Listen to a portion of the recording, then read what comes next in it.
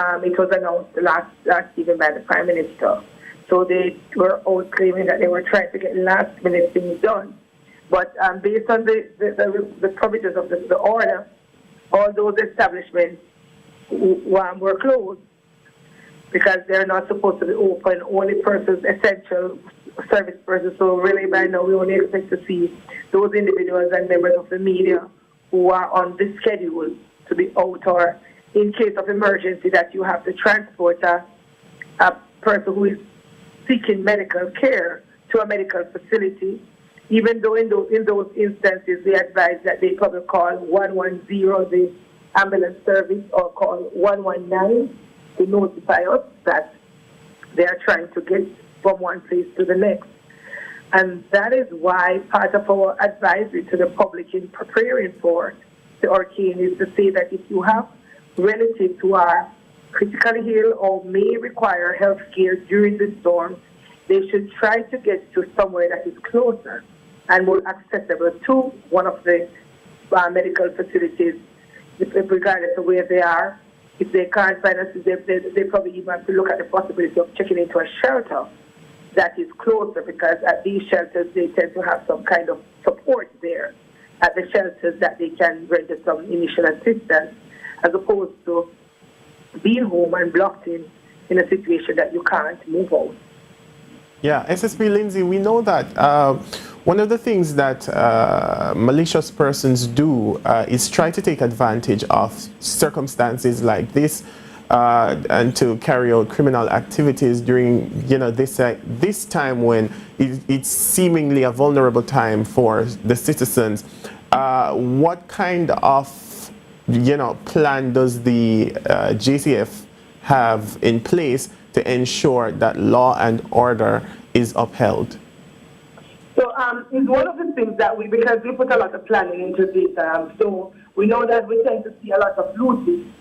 People try to breaking into people's property and homes during this time. So we do plan for it. So we have, in terms of our response, we have different levels of response and different types of units that will respond. But we also, especially for the business people, we have been encouraging them to ensure that they hard their targets, put additional security measures in place at their location to ensure that it's not easily broken into, and just to pay attention, because sometimes with the best of intention in a storm, we can't put our members out there to put them at risk.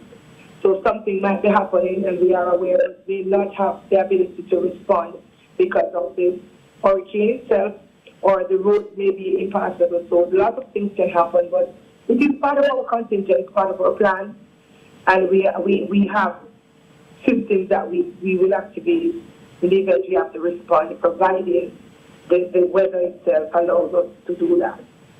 Yeah, so we're asking, it sounds like you're asking Jamaicans to also do what they can to ensure that they are secure and that they stay safe and that they are responsible. Certainly, and we really want to emphasize the importance of staying home during the curfew, because we don't want people to be out there. So we see persons out there now. It will give us a better idea and will give us some information to say what is it that you're doing out there. Are you up to something good or you're up to no good? So right now the message is stay home, stay home, stay home. That's SSP Stephanie Lindsay, head of the Constabulary Communications Network. Thank you so much for joining us here on CVM's coverage of Ion Beryl, SSP Lindsay. You're welcome. And do stay safe, you and your team.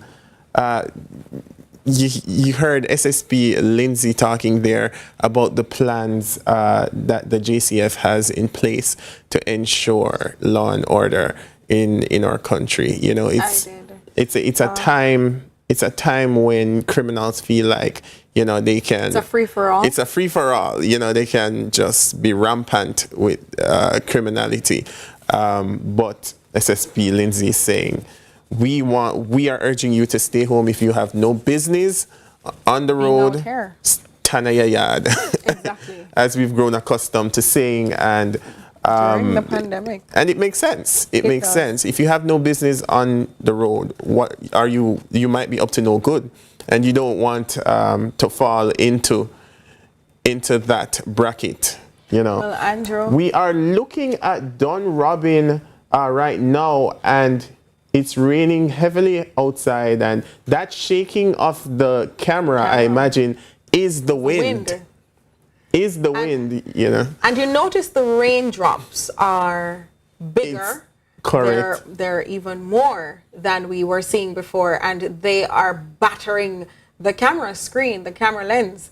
What you're also noticing is earlier when we looked at this very image in close-ups and otherwise, we could see as far down as the Kingston Wharves. Yeah. Now, what you can see is barely a bit of what looks like, is that... This looks like we're looking up towards Constant Spring Road. Is it so, Mr. Producer? I believe that is... Look at the advertising sign that's just wobbling. You can definitely see that Kingston is now under. I cannot see any wobbling sign. It may be the actual camera that's wobbling. I think so. But we can definitely. But I noticed. Look at the far left corner of the screen, and you'll see what is looking almost like a pond. Yes. With brown water. Yeah. Accumulating in a section just beyond some shrubs.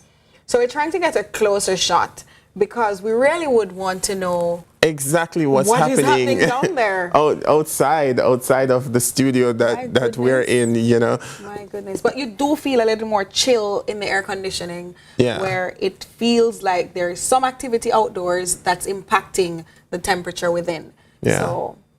So we're keeping it's coming way closer in now. Yeah, we're keeping our eye on Beryl and providing the updates. Is a much closer shot. So that's the Sandy Gully.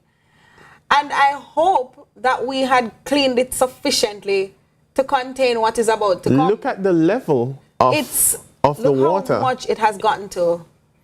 Yeah. Well, it looks like a lot from afar. It looks like a lot from afar, but yeah. But it looks like a lot from afar. It didn't look like that certainly a few hours ago when our discussion started, and we've started much longer than 2 hours or so now. Yeah. We've been going at it. Yeah, Nika, so just so our viewers are aware, we're looking at the Sandy Gully, which runs through Kingston, and this is live footage. From CVM and look TV at the rain. Cams.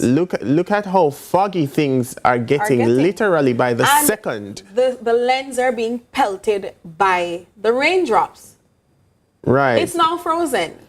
I've never seen this before. So Jamaica, we are bringing you live coverage of what Hurricane Beryl is doing as it comes closer inland. On the outside, as it comes closer inland, we can literally see the impact of the wind on the trees, in the waves, in the puddles and the water that we're looking at. Hurricane Beryl is in fact here, and Kingston has started to feel the effects of Hurricane Beryl. Well, I'm hoping we can feel more than just the effects, but I'm hoping in the sense of we can overcome the effects of Hurricane Beryl. Yeah, and that's we know the Prime